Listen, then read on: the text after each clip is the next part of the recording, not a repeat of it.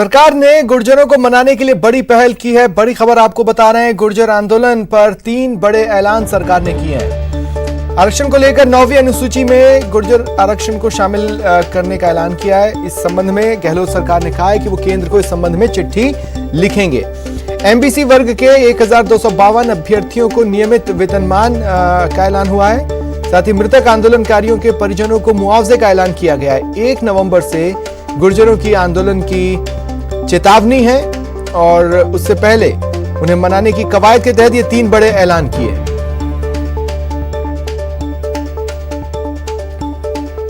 इधर गुर्जर अपनी मांगों पर अड़े हैं। गहलोत सरकार गुर्जरों को मनाने की कवायद में लगी है। सरकार ने गुर्जर आंदोलन से जुड़े 3 बड़े ऐलान किए, लेकिन सवाल यही है कि क्या इससे तकरार खत्म हो जाएगी और क्या गुर्जर मान जाएंगे? मानेंगे गुर्जर या करेंगे आंदोलन? सरकार ने मानी गुर्जरों की 3 मांगें। आंदोलन स्थगित करने की अपील कि जो 1252 लोग कोर्ट के आदेशानुसार लगे हुए हैं उन्हें रेगुलर पे स्केल दिया जाएगा, ये घोषणा सरकार करती है। जी हां, गुर्जरों के अल्टीमेटम खत्म होने से पहले ही गहलोत सरकार की पहल है ताकि 1 नवंबर को गुर्जर अपना आंदोलन स्थगित कर दें। बकायदा गहलोत सरकार ने गुर्जरों की 3 मांगों को मान लिया है। 1252 पदों को रेगुलर स्केल से किया जाएगा। 3 पीड़ित परिवारों को सामाजिक सहयोग से 5-5 लाख रुपए की मदद। 9वीं अनुसूची में शामिल करने के लिए केंद्र को सरकार चिट्ठी लिखेगी।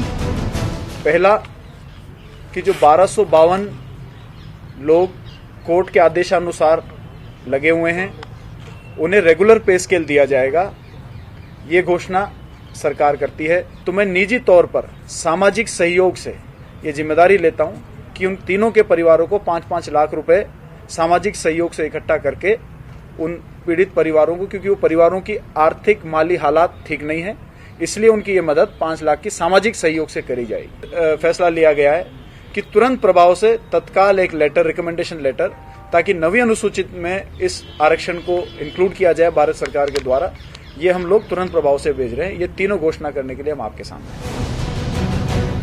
सरकार कह रही है गुर्जरों को बातचीत के लिए बुलाया कैबिनेट सब कमेटी की बैठक में, लेकिन बुलावा भेजने के बाद भी वो नहीं आए। गुर्जरों का दावा है बुलावा आया ही नहीं और अगर आता तो भी नहीं जाते। आज संघर्ष समिति के सदस्यों को आमंत्रित किया गया सरकार की तरफ से कि आप आएं और टेबल पर बैठकर जो भी बातें हैं वो चर्चा करें, लेकिन उनकी तरफ से कोई रिप्रेजेंटेशन आया नहीं। तो माना क्या जाए? क्या गुर्जर मान जाएंगे? 1 नवंबर को आंदोलन स्थगित हो जाएगा या फिर गुर्जर अभी अड़े रहेंगे? 1 नवंबर को आंदोलन की बात पर अड़े रहेंगे। Bureau report, news 18 network. सरकार ने गुर्जरों को मनाने की कोशिशें तेज की है तो गुर्जर नेताओं ने जयपुर में प्रस्तावित मंत्रिमंडलीय उपसमिति की बैठक का बहिष्कार किया और दौसा के आभानेरी गांव में एकत्रित होकर अपने इरादे साफ कर दिए। कर्नल किरोड़ी सिंह बैंसला के बेटे विजय बैंसला ने बैठक को संबोधित करते हुए कहा कि हमारे लिए आगे कुआं है तो पीछे खाई। बैठक के बाद बैंसला बोले कि अब गुर्जर समाज सरकार के प्रतिनिधियों से वार्ता नहीं करेगा और अब फैसला सड़क पर होगा। गुर्जर समिति 1 नवंबर से आंदोलन शुरू करेगी।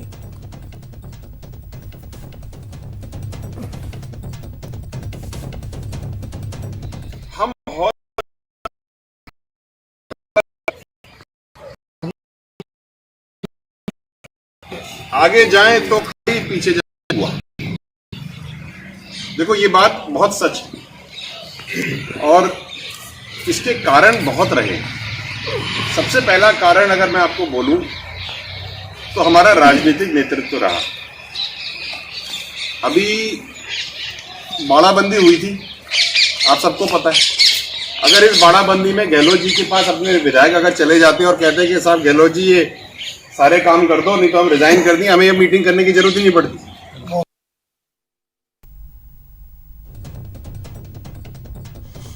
तो आपने सुना समाज के लोगों को संबोधित करते हुए विजय बैंसला ने कहा कि एक तरह से ये आगे कुआं पीछे खाई वाली स्थिति है। अब सरकार से वार्ता नहीं होगी, 1 नवंबर से आंदोलन इसीलिए करना होगा। उनका ये मानना है कि अगर समाज के जो नेता हैं वो बाड़ाबंदी के वक्त जाकर सरकार से साइन करवा लेते तो आज इस तरह की स्थिति नहीं बनती। और अब वो जयपुर में जाकर सरकार से वार्ता के पक्ष में भी नहीं है। कहते हैं दूध का जला छाछ फूंक कर पीता है, और कुछ इसी कड़ी में विजय बैंसला का यह बयान नजर आ रहा है। बार बार की वार्ता से वो और समाज काफ़ी परेशान और त्रस्त नज़र आ रहा है, और ऐसे में इस बार फैसला लिया है कि या तो मांगे मान लो और जो भी समझौता है उसे लागू कर दो, और नहीं तो फिर 1 नवंबर से तैयार रहो। वसुंधरा की रफ्तार को रोक देंगे, सड़कों पर जाम लगाएंगे और भी अन्य तरीके से आंदोलन को उग्र करेंगे। इस बीच सरकार भी अपने स्तर पर प्रयास कर रही है। 3 बड़े ऐलान जरूर सरकार की तरफ से हुए हैं, लेकिन इन्हें लेकर फिलहाल कोई रिएक्शन सामने नहीं आया है। सरकार ने ये कहा है 3 बड़े ऐलानों में कि जो आरक्षण की बात है, गुर्जर आरक्षण, उसे 9वीं अनुसूची में शामिल करने के लिए प्रदेश सरकार केंद्र को चिट्ठी लिखेगी। इधर अभ्यर्थियों को नियमित वेतनमान की भी बात है। मृतक आंदोलनकारियों के परिजनों को मुआवजे का भी ऐलान सरकार ने कर दिया है। फिलहाल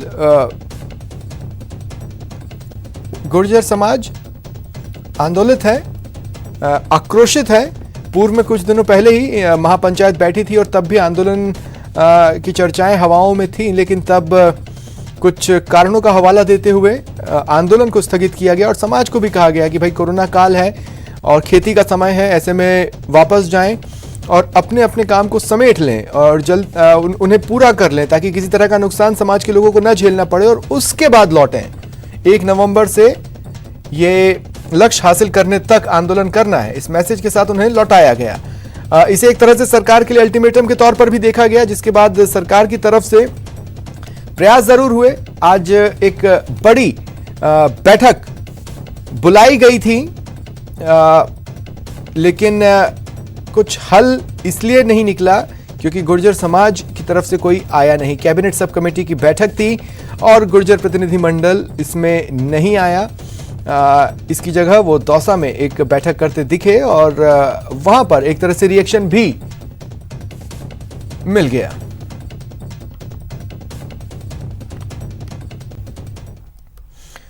और अब खबर चूरू से है, जहां प्रधानमंत्री किसान सम्मान निधि योजना में फर्जीवाड़े का खुलासा हुआ है। आयकर देने वाले और सरकारी सेवा में काम कर रहे लोगों ने हेराफेरी कर गरीब किसानों के हक का करीब 1 करोड़ 76 लाख रुपए का भुगतान उठा लिया। आधार नंबर के मिलाने पर फर्जीवाड़ा सामने आया, जिसमें 1967 लोगों की पहचान की गई। अब सम्मान निधि की राशि लेने वाले अपात्र लोगों से वसूली की जाएगी। इसको लेकर कलेक्टर ने सभी तहसीलदारों को सख्त निर्देश दिए हैं। किसान सम्मान निधि की योजना के अंतर्गत गलत रूप से लाभ प्राप्त कर लिया है, जिसमें अभी 1 करोड़ 76 लाख के आसपास इनकी रिकवरी की जानी है। तो सभी तहसीलदारों को निर्देशित किया गया है इस संबंध में रिकवरी करने के लिए। जो भी अपात्रता रखता था, ऐसे कुछ सामने आए हैं, जैसे कोई पूर्व में सरकारी नौकरी करता था उसने लाभ उठा लिया है, जैसे जिसने इनकम टैक्स दिया है उसने लाभ उठा लिया है। तो योजना के अनुसार ऐसे सारे लोग अपात्र थे और इन्होंने लाभ उठाया है, तो अब इनसे रिकवरी की जा रही है। इधर अलवर की बात करेंगे। मंगलवार को भिवाड़ी एसपी राममूर्ति जोशी ने बहरोड थाने का निरीक्षण किया था। इसके बाद उन्होंने बहरोड और नीमराना सर्किल के थानाधिकारियों की बैठक ली। बैठक में अपराध पर अंकुश लगाकर कानून व्यवस्था को बेहतर करने को लेकर रणनीति बनाई गई। वहीं दीपावली के त्योहार के मद्देनजर एसपी ने थानाधिकारियों को गश्त बढ़ाने, वाहनों की सघन चेकिंग करने के निर्देश दिए।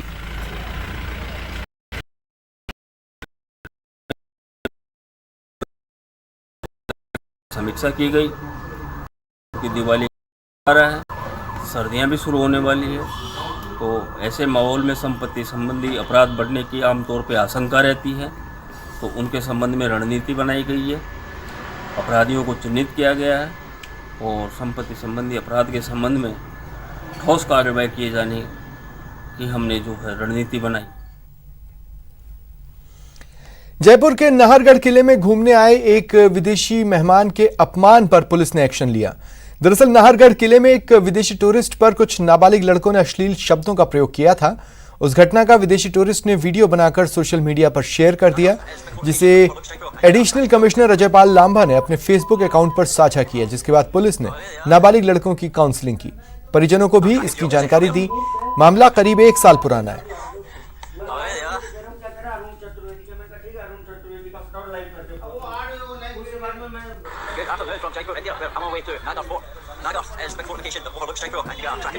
इसके सामने आया तो स्थानीय पुलिस अधिकारियों के द्वारा इन बच्चों को आइडेंटिफाई किया गया, इनके परिजनों को बुलाया गया, उन बच्चों के द्वारा ऐसी घटना दोबारा भविष्य में नहीं करने की एक प्रण लिया गया और साथ ही साथ जो कानूनी प्रावधान होना चाहिए उसके तहत कार्रवाई की गई।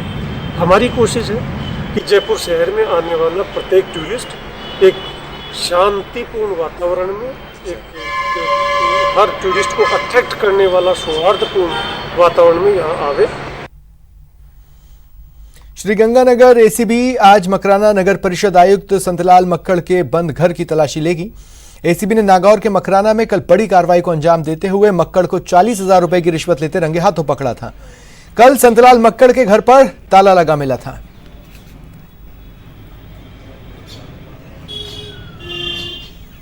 खबर चूरू से, जहां एसीबी में बुकनसर छोटा के पटवारी के खिलाफ रिश्वत मांगने को लेकर केस दर्ज हुआ है। जमीन म्यूटेशन की एवज में पटवारी रामस्वरूप परिवादी से 2,500 रिश्वत मांग रहा था। एसीबी में परिवादी ने शिकायत की, जिस पर कार्रवाई कर एसीबी ने शिकायत पत्र का भौतिक सत्यापन करवाया। सही पाया गया, जिसके बाद पटवारी के खिलाफ रिश्वत मांगने का मामला दर्ज कर लिया गया।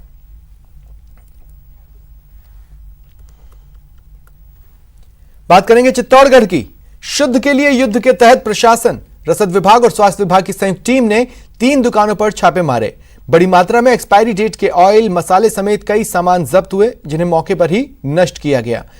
इसके बाद दुकानों से खराब और मिलावटी सामानों के नमूने लेकर जांच के लिए भेज दिए गए।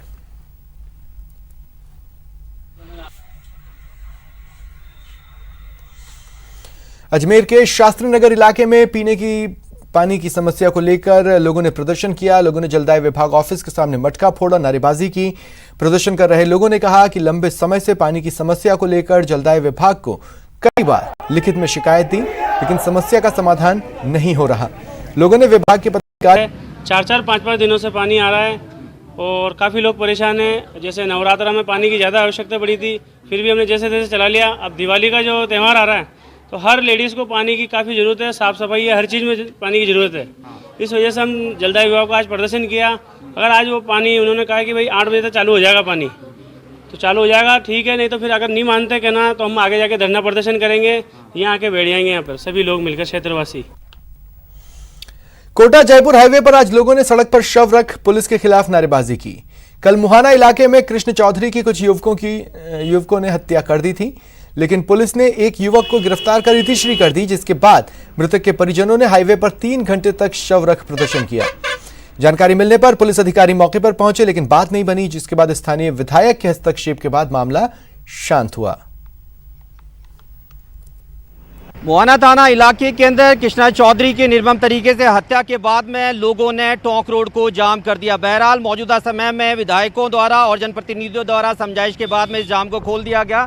मेरी तरफ देख सकते हैं किस प्रकार से जाम के हालात टोंक रोड पे हैं और ये व्यवस्था है कि टोंक रोड यानी कि टोंक और कोटा जाने वाला मार्ग पूरी तरीके से बंद कर दिया गया। लोगों का आरोप है कि पुलिस के द्वारा मुख्य आरोपियों को छोड़ दिया गया, लेकिन क्या समझाइश हुई, इसके लिए बात करने के लिए स्थानीय विधायक हैं। सोलंकी जी, क्या आश्वासन दिया लोगों को जिसके बाद में ये सब यहाँ से चले गए हैं? अभी ये आश्वासन दिया गया है कि वास्तव में बहुत बड़ी दुखद घटना थी। एक नौजवान को मौत के घाट उतार दिया गया है और उसकी घटना की पहले से 1 साल पहले भी थाने में सूचना दे दी गई थी कि इसकी हत्या की अंदेशा है। उसमें एफआईआर लगा दी गई थी। उन अपराधियों ने फिर मारकर पटक दिया गया और एक कोई डमी को लोग कह रहे हैं कि एक हत्यारा बनाकर वहाँ पेश कर दिया गया। तो मृतक परिवार का यही कहना था कि एक आदमी ये कर नहीं सकता, जिस तरह से उसका गला काटा हुआ है, जिस तरह से मारा हुआ है। तो अभी यही समझाइश हुई है कि जो मेन जो अभियुक्त हैं और दूसरे जो भी लोग बचे हुए हैं उनको 5 दिन में गिरफ्तार कर लिया जाएगा। और जिस केस में पुलिस ने एफआईआर लगा दी थी साल भर पहले, उसको भी रीओपन करके उसकी जांच में भी इसमें शामिल कर दोषियों के खिलाफ कड़ी से कड़ी कार्रवाई। परिजनों का क्या आरोप है? कितने कुल इस पूरे घटनाक्रम के अंदर आरोपी कितने हैं? आरोपी 4-5 आरोपी बता रहे हैं कि एक आदमी कर नहीं सकता था कि इस घटना को जिस तरह से अंजाम दिया गया है कि मार के कहीं पटकना है, एक आदमी का काम नहीं हो सकता। 3-4 लोग इसमें शामिल बताए जा रहे हैं परिजनों के अनुसार। उसकी जांच करेगी पुलिस प्रशासन से। यही मैंने कहा है कि दोषी जो व्यक्ति हैं वो बचना नहीं चाहिए किसी भी कीमत पर, लेकिन जांच के नाम पे किसी निर्दोष व्यक्ति के साथ भी कोई अन्याय नहीं हो, इस चीज़ का पूरा ध्यान रखेंगे और तत्काल प्रभाव से दोषी व्यक्तियों को गिरफ्तार करेंगे। चौधरी की हत्या के मामले में रमेश मीणा द्वारा कल मुहाना थाने के अंदर सरेंडर कर दिया। परिवारों का आरोप था कि राम अवतार मीणा, पप्पू मीणा, हरिओम चौधरी, भंवरलाल चौधरी इस पूरे प्रकरण के अंदर आरोपी हैं, जिन्हें पुलिस इस पूरे घटनाक्रम से बाहर निकाल रही है। देखना यह होगा कि इस आश्वासन के बाद में जयपुर कमिश्नरेट पुलिस क्या एक्शन लेती है और अन्य आरोपियों को कितनी जल्दी गिरफ्तार कर पाती है। कैमरा पर्सन दिलीप चेची के साथ मैं राकेश गुसाई, न्यूज़ 18 राजस्थान। वक्त एक ब्रेक का। ब्रेक के बाद देखिए कहां हुई रावण की गिरफ्तारी।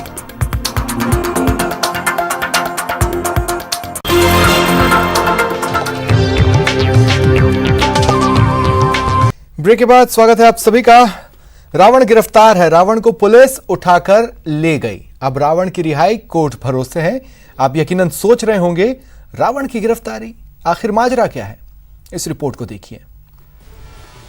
न सुना होगा न देखा होगा, दशानन गिरफ्तार। लंकेश को ले गई पुलिस, हवालात में है रावण। अब अदालत भरोसे है रावण। रावण की गिरफ्तारी की अजब कहानी सुनकर आप भी हैरान हो रहे होंगे, लेकिन ये सच है। आगे कुछ बताएं उससे पहले इन तस्वीरों को गौर से देखिए। लंका अधिपति दशानन रावण को पुलिस उठा रही है, पिकअप में लोड कर रही है और अपने साथ ले जा रही है। जी हां, रावण को गिरफ्तार किया जा रहा है और उसे थाने लाकर माल खाने में डंप कर दिया गया, जिसकी रिहाई के लिए अब अदालत का दरवाजा खटखटाया गया है। पूरे हिंदुस्तान के अंदर, शायद जयपुर के अंदर तो नहीं है घटना, लेकिन पूरे हिंदुस्तान के अंदर पुलिस रावण को उठा करके लेके जाए पहली घटना है। अब रावण की गिरफ्तारी की वजह को समझिए। प्रतापनगर विकास समिति पिछले 20 साल से दशहरा मेला आयोजित कर रावण दहन करती है, लेकिन इस बार मेले का आयोजन नहीं कर समिति के 5 पद अधिकारियों की उपस्थिति में रावण दहन का निर्णय किया गया। इसकी सूचना थाने में दे दी गई। प्रतापनगर थाना पुलिस रावण दहन स्थल पर आई और पद अधिकारियों को धमकाकर रावण के पुतले को थाने ले गई। कम से कम हमारे पदाधिकारियों से कोई भी सूचना थी तो बात तो कर लेते। यदि हम डिनाई करते या कानून का उल्लंघन कर रहे तो जब उठा करके लेके गए तो केवल 2 लोग खड़े थे। नाराज लोगों ने रावण को छुड़ाने के लिए अदालत से गुहार लगाई है। अब अदालत 31 अक्टूबर को मामले की सुनवाई करेगी।